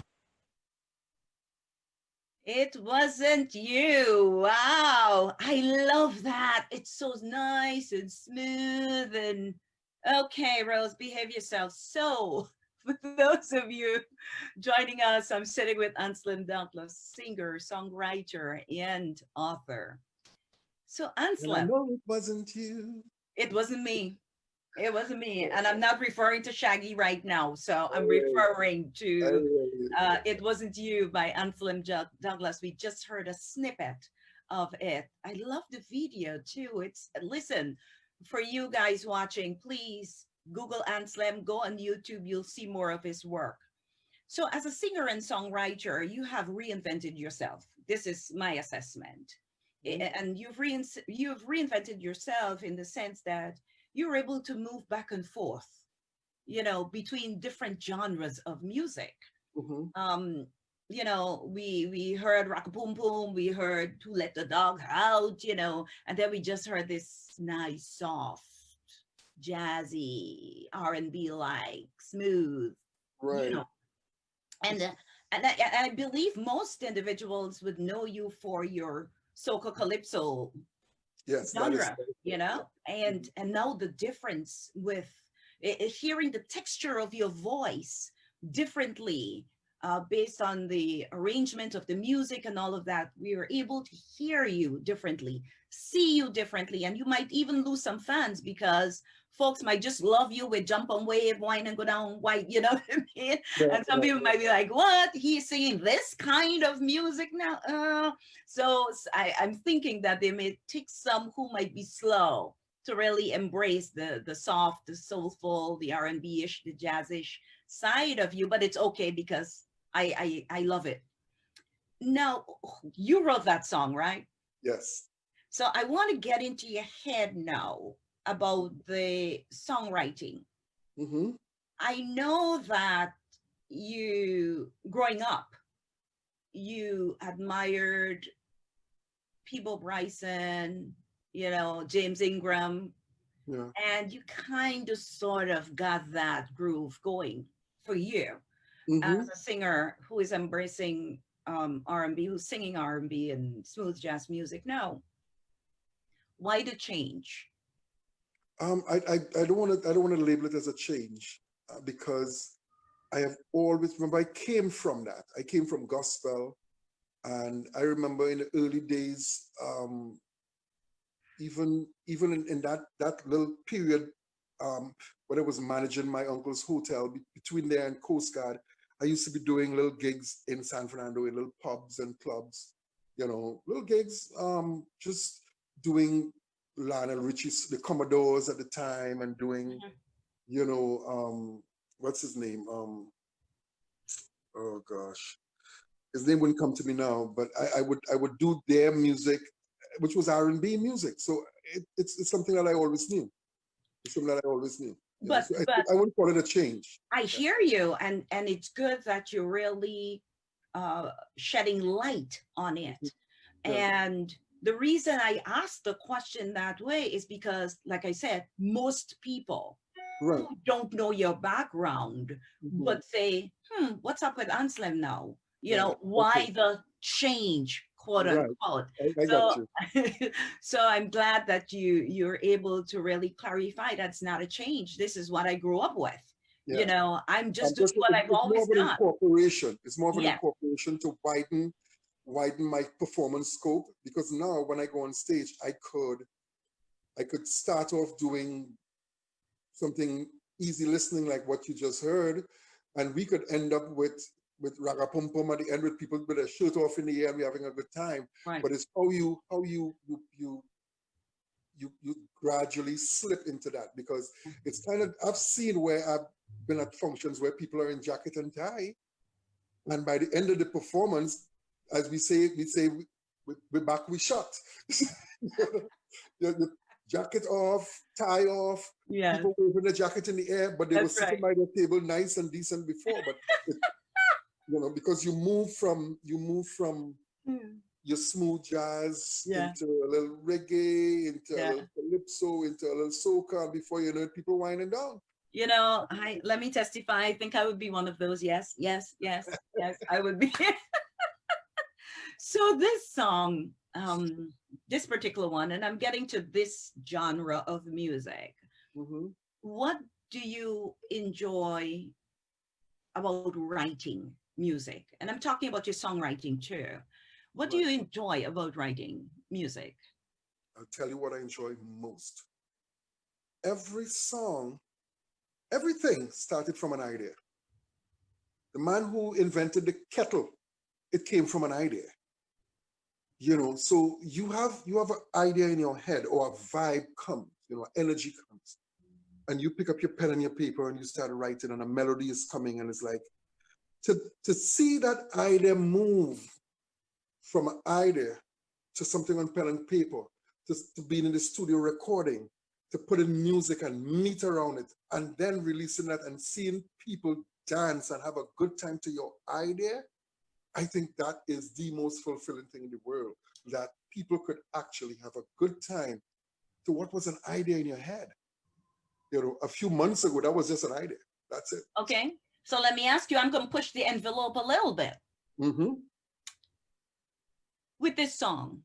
And I'm just looking at this one because we just played it, but it could be any of your soft, slow jams. Mm-hmm. Is it more of an idea or an experience? Some of them is a combination of both. Okay. All right. All right. Because I'm thinking, because for you to really grasp your listenership, for you to grasp your audiences, Mm-hmm. it has to be relatable. We talk about that relatableness. Right. And Relatability. But go ahead. Yeah, right. yeah. And I am thinking that because of ideas and because of life's experiences, people are able to be drawn in, because it's like, kind of been there, done that. I mean, on a different show, we'll be talking about the fantasy of love, right? Because there's so many great singers who've sung about love. They made Mm-hmm. us feel that we know what love is, but like I said, Right, that's for a whole different program. But I right. think with coming back to your style, to hear you say it's a combination of ideas and experiences, I think that would be Sometimes, a fair thing. sometimes it's just. I think the idea is to be able to paint a picture. If I could paint a picture in your head, if I could tell you a story and make you visualize what I am saying. As I checked my mail this morning, I saw an address I don't know. Several times I tried deleting, but not for hell it wouldn't go. In your mind, when the first line comes, as I checked my mail this morning, I saw an address I don't know. At that point, you're not on the computer as yet. You're just thinking mail. But from the time I mentioned, several times I tried deleting, but for hell it wouldn't go. Mm-hmm. It said open with a slideshow, and I can't remember the lyric go now, but when Mm-hmm. I open with a slideshow, I'm seeing pictures of, I'm saying, wait a minute, that's my girl, you know. But so I'm doubting, I'm saying that wasn't you. It couldn't be you, Mm-hmm. because then I'm thinking the pearl earrings that I got you, she had one just the same. But I know these things can happen because it wasn't custom made. Mm-hmm. So I'm finding excuses why that it could never be you. It could never be you. But let me say this. I'm listening to you share the lyrics with us. And Mhm. I'm also thinking that there might be somebody else who is listening and watching saying, Rose, maybe not so. Because I'm also thinking about the element of fantasy too. Right. Because we are some creative beings, we're some creative beings in the arts. So I'm also thinking fantasy, sometimes our minds take us to places that others cannot understand. And for the painter, for the artist, it would be abstract art, right? That you watch at, and the painter might not want to tell us everything about this Everything particular about it. painting, I got but you. with I with got you. with writing music, it's like, really, I wonder, so your thoughts about that, about the Well, fantasy piece. there, there's always fantasy, because I have written songs that it's pure fantasy. I have a song called Money, you know, and it's all fantasy. It's saying, I want money. I want Bill Gates kind of money, Rockefeller kind of money, you know, because I want the house with a 6-car garage, and I want a whole entourage, and I want a daily massage, and I want all these good things. You know, I want all these things. I want money, but it's fantasy, and most of us will never experience that level of wealth. But it's nice to fantasize about it. It's very nice to fantasize. You know, sometimes you sing about a girl, even in rap music. When you hear people rapping and they're talking about the driving down the street and the this and the that, some of these brothers don't own a car. Yeah, Some of so these brothers true. don't own a car. I kid you not. And you see them in their rap videos with big gold chain around their neck and all of that. They don't own that stuff. They're getting ready to own it, though. For some of Huh? them, they're getting ready to own They're it. getting ready to own it, but they got to paint the picture like I've made it. Yeah, I've made it, and you know, you fake it till you make it. You know, and that's okay. That's okay too. You know, so there's the fantasy element in it. Yeah. Oh, good. I'm glad to hear you say that, because sometimes, and I'm just pulling from some of my colleagues in the field, the kind of work that they do, and it doesn't even have to be the performing arts, like I said, you know. So what is your preferred genre these days? I know I might be putting you on the spot there. Soca will always be my baby, you know, because I'm from that, you know. But I love music. Honestly, I love music. It's like asking you know, you ask a woman, you know, she has children of her own and she loves her children, but she loves children generally. I love music, but music must not just be about the 3 elements that create a song, which is lyric, melody, and beat. It must send you somewhere, take you somewhere. You know, I want to do music where I like music where when it gets to the end of the song, you want to play it over again because I want to hear it again. There's something I feel I missed. You know, it might sound really weird, but I am in love with music. I'm truly in love with the idea of a song. You know, think about this. Think about this. The average song is 3 minutes and 25 seconds, give or take. And 3 minutes and 25 seconds could, and let's look at the financial side here. 3 minutes and 25 seconds could put $35 million in your pocket if done correctly. 3 minutes and 35 seconds of proper work. Well, that's the final product, but it took hours and hours and hours of work to get it to 3 minutes and 35 seconds, right? 3 minutes of 35 seconds could make young girls lie in their bed at night and tears run down and flood their ears because they're just staring at the ceiling crying over this song. This song does that to them. 3 minutes and 35 minutes and 25 seconds, 3 minutes and 25 seconds could make a man kneel on his knee and open a box and say, would you marry me? You know, when a song could do that, we're talking music. And the song doesn't even have to have lyrics. Sometimes you hear a violinist play or a trumpeter blow, and it's like, you feel it here, man. It's like, whoa, you know? All right, so let me swing the pendulum differently here. What is the biggest disappointment you ever experienced in writing? I'm going in writing here. In writing? Did you write something that you didn't like, or after you've written it, you didn't even bother to look back?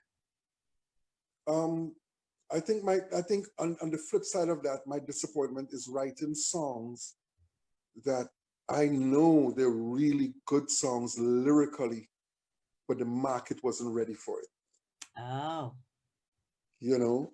Now, do you have those in a pile waiting to bring them back or something like that? No. Okay, like we just played Raga Pum Pum, and I was thinking maybe I should call Leston Paul and tell him, let's do over that song. Let's do it over. Same energy, same vibe. Just bring it into this century now. You know, with like, you know, because the song has a beautiful melodic line, even though the lyrical content is not as thought provoking, but from the energy that that song brings, the melodic structure, the musical arrangement, if we could take that and bring it here now and give it a whole new treatment, whoa. Why not? I was just thinking about that. But Why not? I know. But I think my biggest disappointment, I have a song called, okay, I think I sent you this song, a song called Abuse, which I wrote over 20 years ago and released. And Okay, so I don't even want to go there right now. all right. I Okay, don't cool. even want to go there right now, but Yeah. I want to ask you something else. If you had the opportunity to collaborate with another singer, in a few words, few sentences, because I want us to look at more of your work, who would that person be? Right now, India Irie, I love her. Ah, Tracy Chapman, and I know these are not chart toppers, but those are artists that I just love. I love the but they're pureness of their unique. music. They're Yes, very unique in their yeah. own right. The pureness of their music, the realness of it.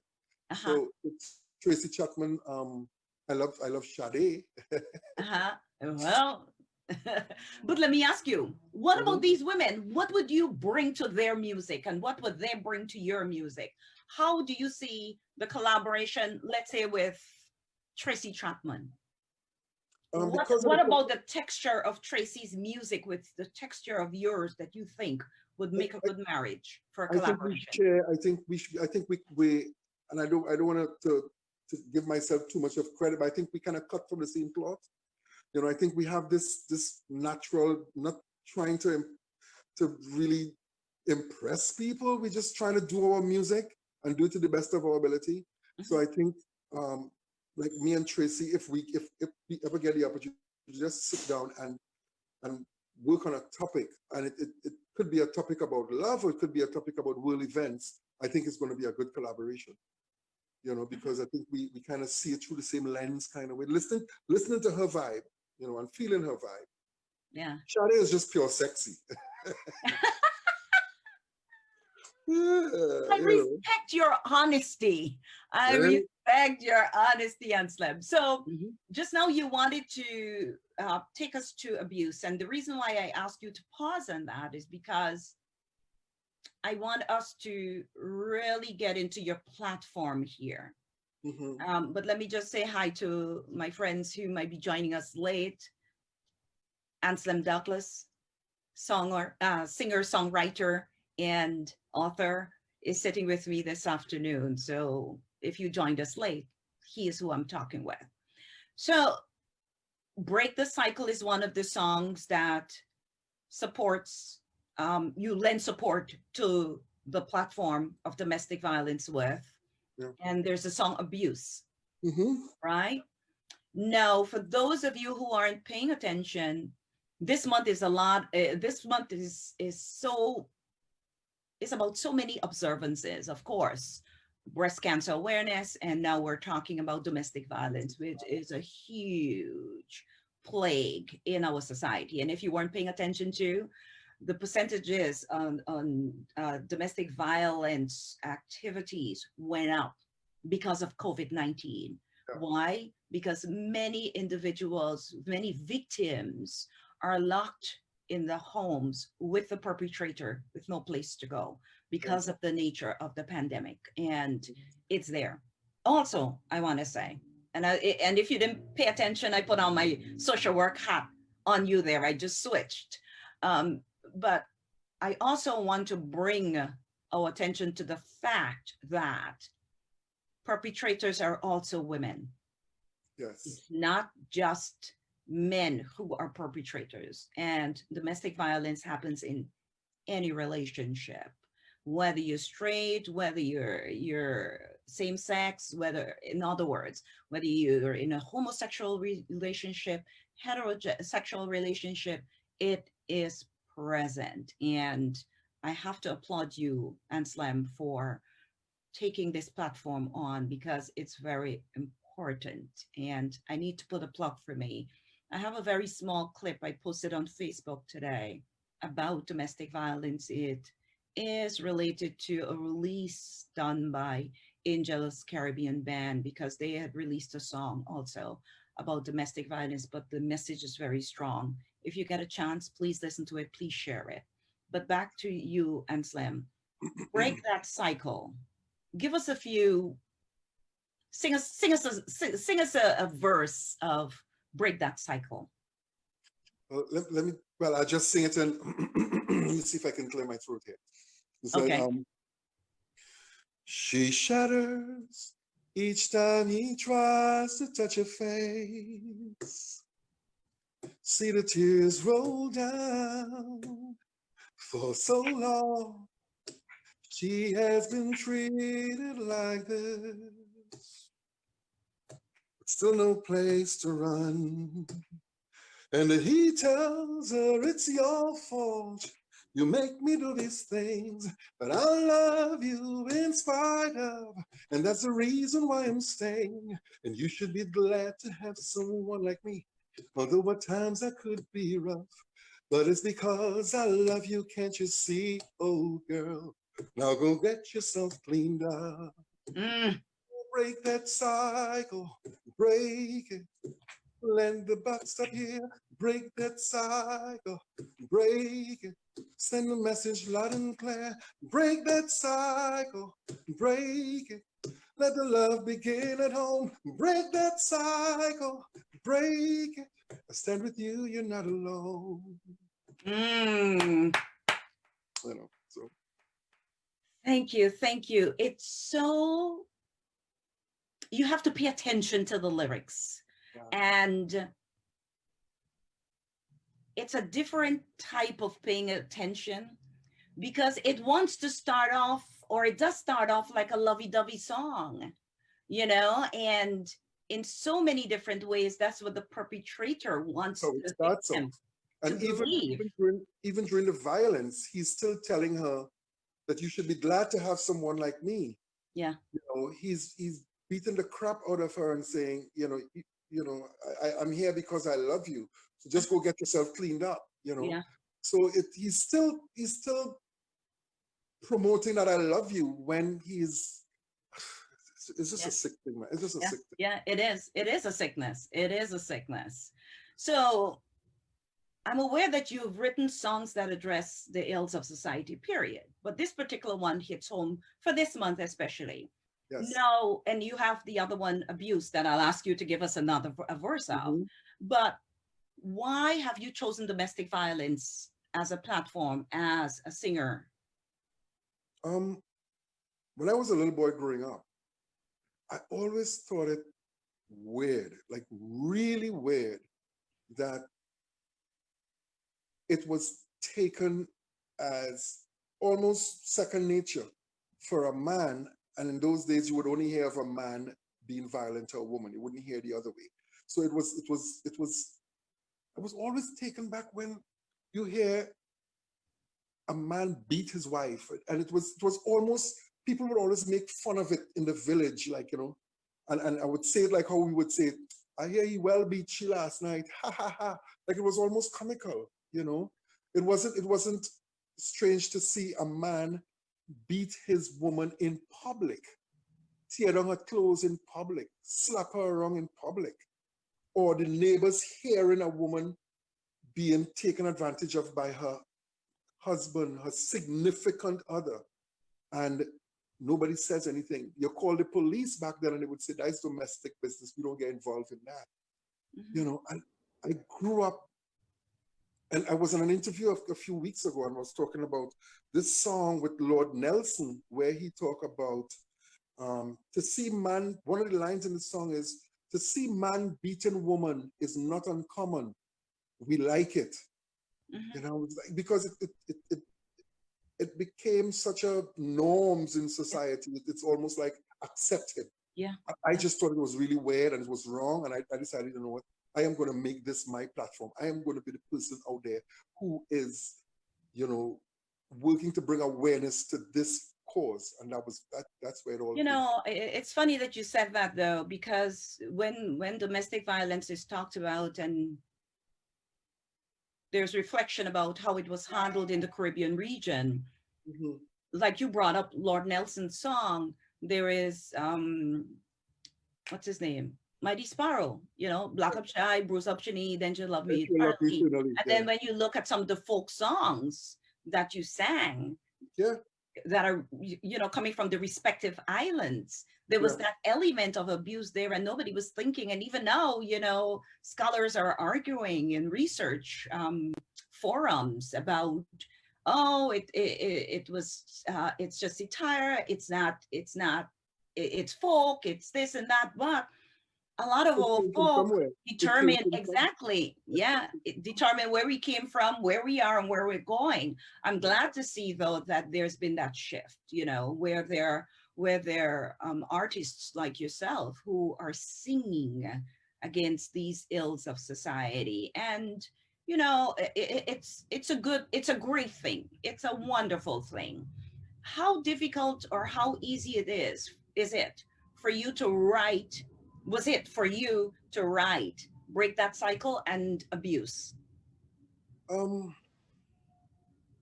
I think once you understand, you've had the opportunity to read the newspaper about situations and circumstances that led to domestic violence, you could, because you hear villagers as a young boy, you hear villagers saying, anytime he get drunk, he'll just go home and beat his wife. So you start to get a understanding of how things work out and how things play out. So when you start to write all these little things from your past and little gossips that you heard in the village and all of that start to come into play, and there your experiences kind of contribute to your creativity. Mm-hmm. So it's difficult writing topics like that, but it's not difficult to write. Okay, got it. You know what I mean? No, I get it. I get it. Especially if you have that place of experience with, in terms of viewing it, hearing about it, growing up in it, and just knowing as a child too that it doesn't feel right. It doesn't sound right. It doesn't look right. Exactly. Yeah. Exactly. And you know what is funny too? This thing is happening in high school. This is happening with boyfriend and girlfriend. Don't think that it's happening in marriage relationships. This is happening with young teenagers who are in a relationship, be it boy and girl, or boy and boy, or girl and girl. There's always the one who feels that, I'm in charge. Yeah. And need to flex their chest and flex their muscles. And I mean, it really speaks to the truth. It speaks to the fact. It speaks to research that children model behavior. There you go. There you go. Children model behavior. So we can have a whole different show about this, and you don't want to get me started on it. Then we won't be talking about you. So give us one verse of abuse before we wrap up this piece about domestic violence. I'm trying to remember how abuse go now, and I've been talking so long. I gotta remember the song. All right, if you don't remember, it's fine. We can talk about other things. I don't want to push you to remember, right? Yeah. But well, listen, let's take a peek at some more of your work, another angle of your work. How about that? Sounds Okay, good.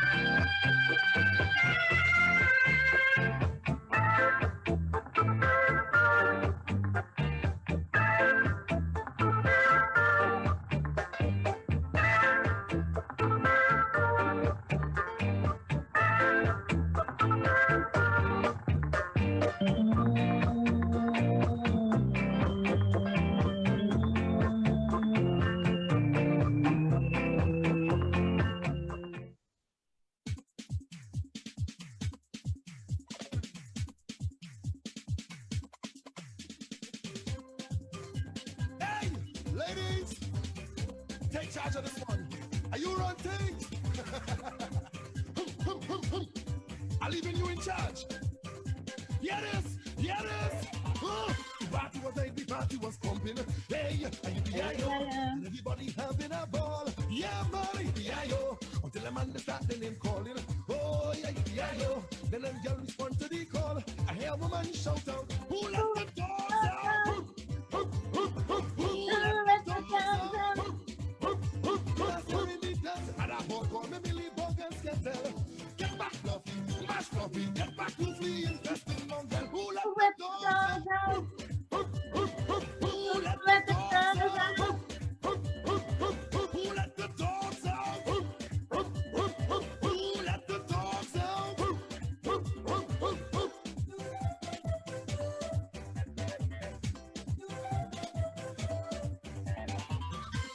the wheel and pull down the music.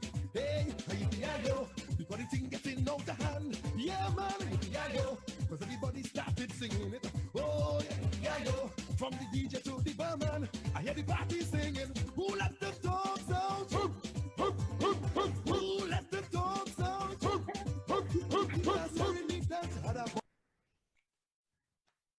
Get back, dee dee da da dee da dee da dee da da da da da da. Who let the dogs out? You know, this is the part when I get to make up my own lyrics because I don't pay attention. I don't pay. You know, I had to play that song. For those of you joining, I'm sitting with Anslem Douglas, singer, songwriter, author, Grammy Award winner.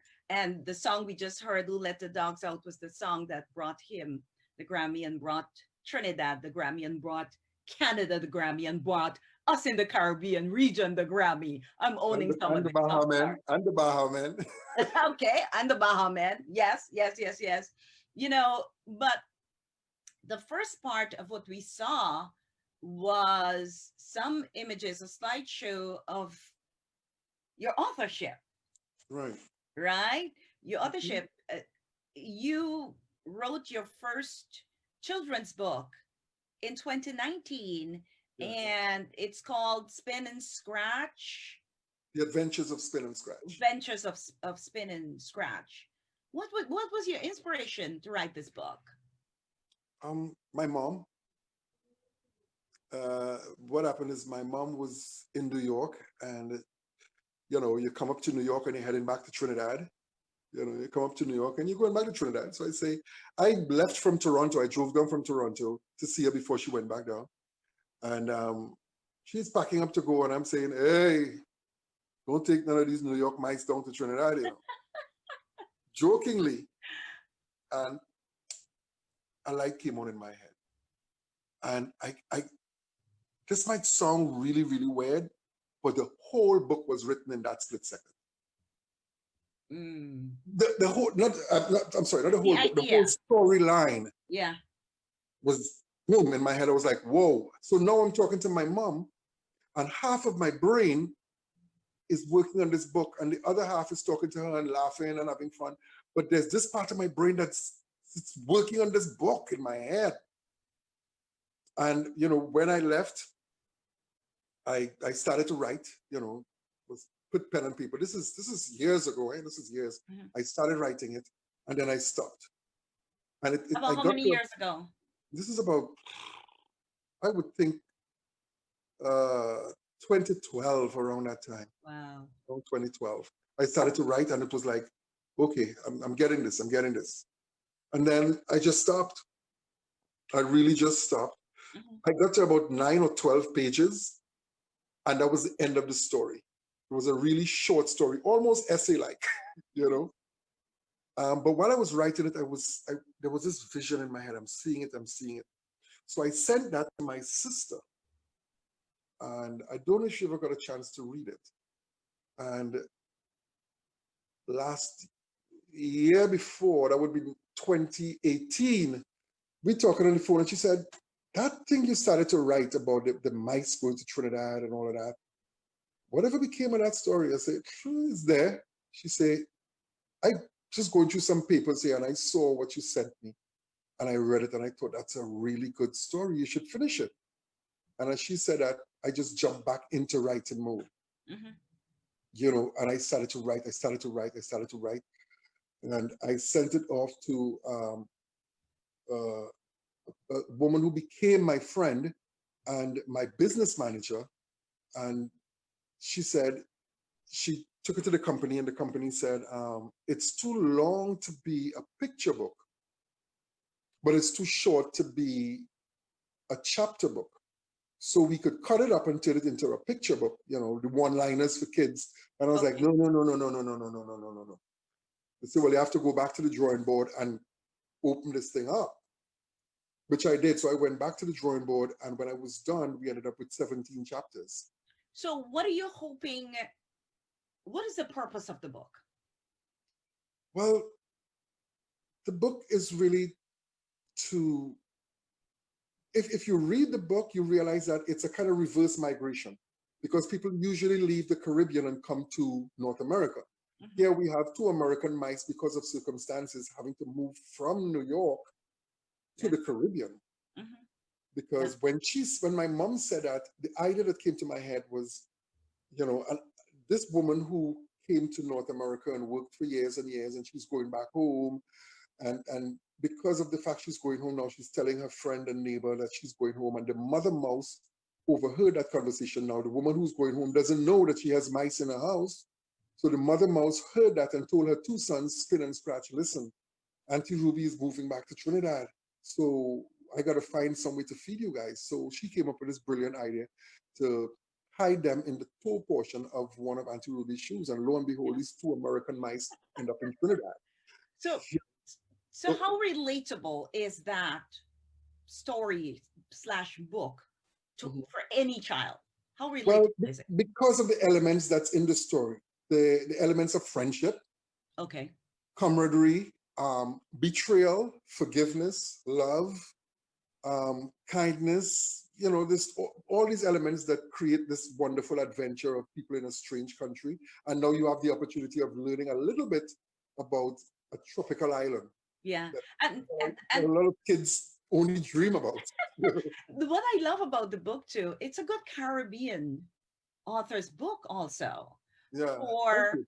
For parents to expose their children to some of the lingo, that is used in Trinidad. I read the book and I remember thinking as I'm reading it, oh, this is okay, they say this in Trinidad, but this is what we say here in Ghana, we say that too, that kind of thing. So I think it's a good way also to sensitize children to their Caribbean heritage. I really do think that there's that place. So where can folks get that book to buy? It's online and it's in three different formats. You can get it as audiobook.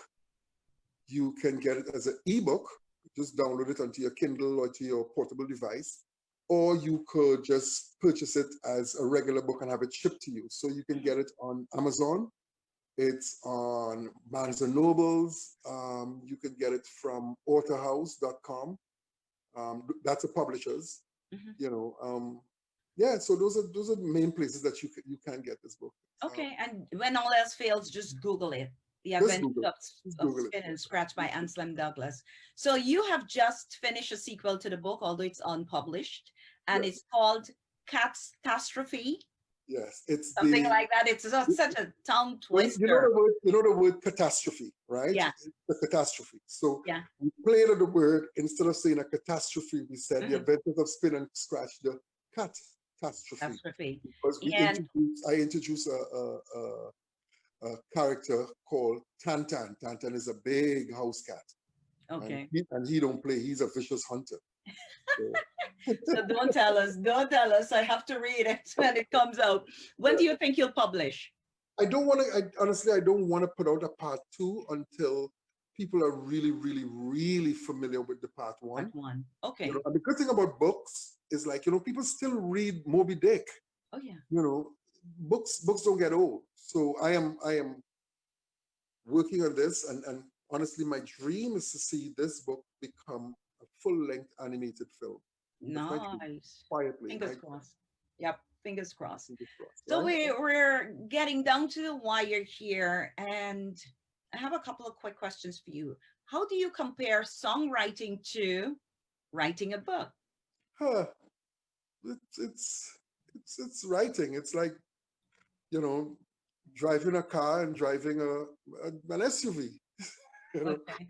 One is just bigger than the one. Yeah, but let me stick a pin here. Yes, it's writing. But, and I did say but. Yeah. Because you've been writing for children so far, writing is writing, yes, but you have to think about content differently because your audience is different.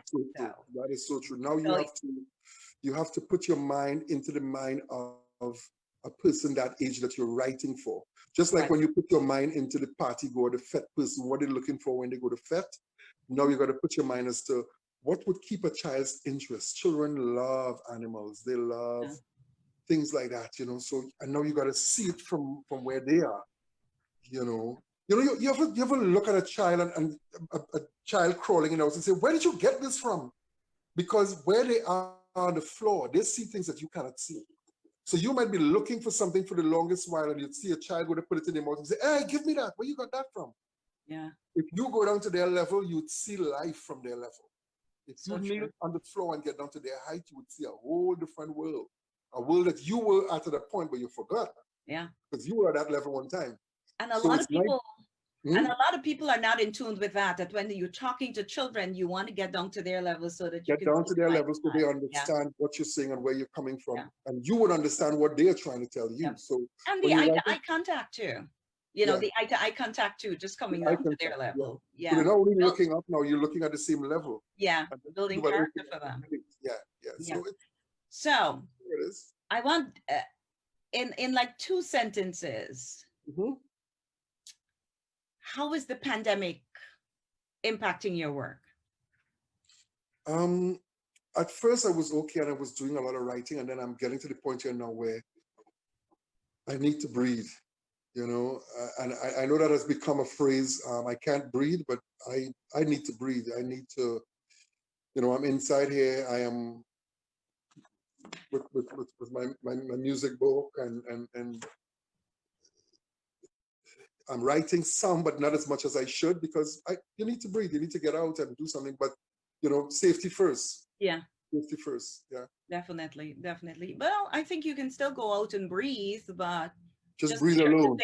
make sure you take precautions as you go out there and you breathe, you know, be very Breathe deliberate, alone, man. you know, be deliberate about how you do it. What parting words you have for our guests today as we wrap Okay. this up? So for the international guests, I would really love for us to be a little more aware of the other person. You know, the Bible says, love one another, do unto others as you would have them do unto you. You know, just be a little more aware of the other person and their feelings and what they're going through. We're all going through hard times and hard stuff in our lives. It mightn't be the same thing, but be aware of the other person and be a little more compassionate about another human being.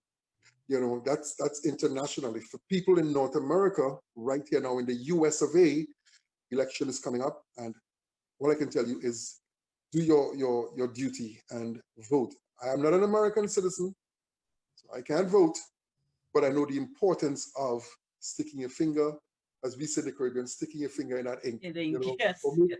making There's your a check mark. There's check marks. Yep. Yep.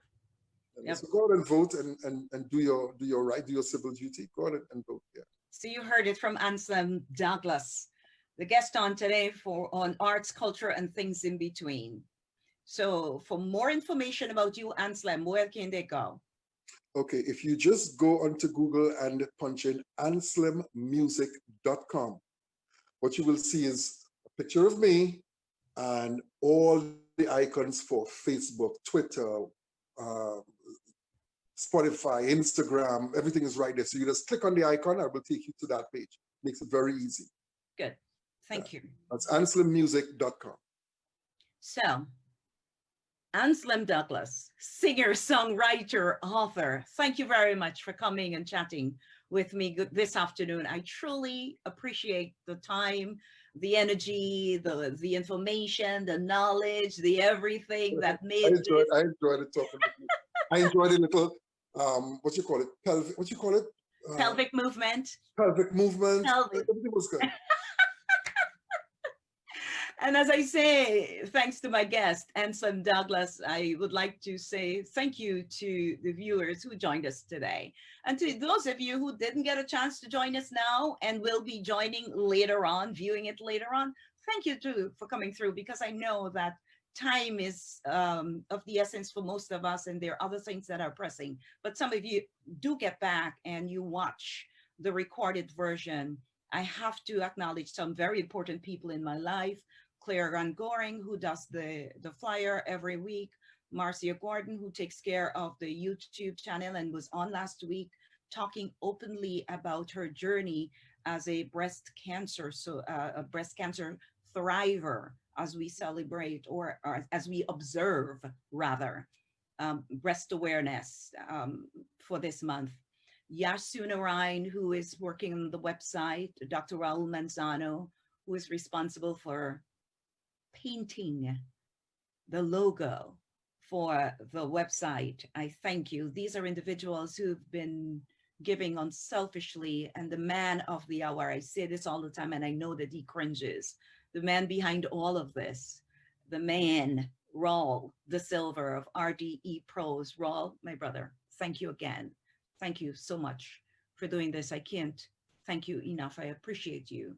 And again, to all of you who've continued to support Arts, Culture, and Things in Between by coming by, appreciate you, appreciate you. Please like, share, look for the YouTube page and share it. And I'm supposed to ask you to subscribe to, I keep forgetting to say that, like and subscribe. So we look forward to you joining us next week, Sunday at 3 to 5. And again, to you, Anslem, thank you very much. Thank you very much for doing having me. this. God And bless. we will chat. I'm your God host, Rose October, saying a great week ahead. That's my wish for you.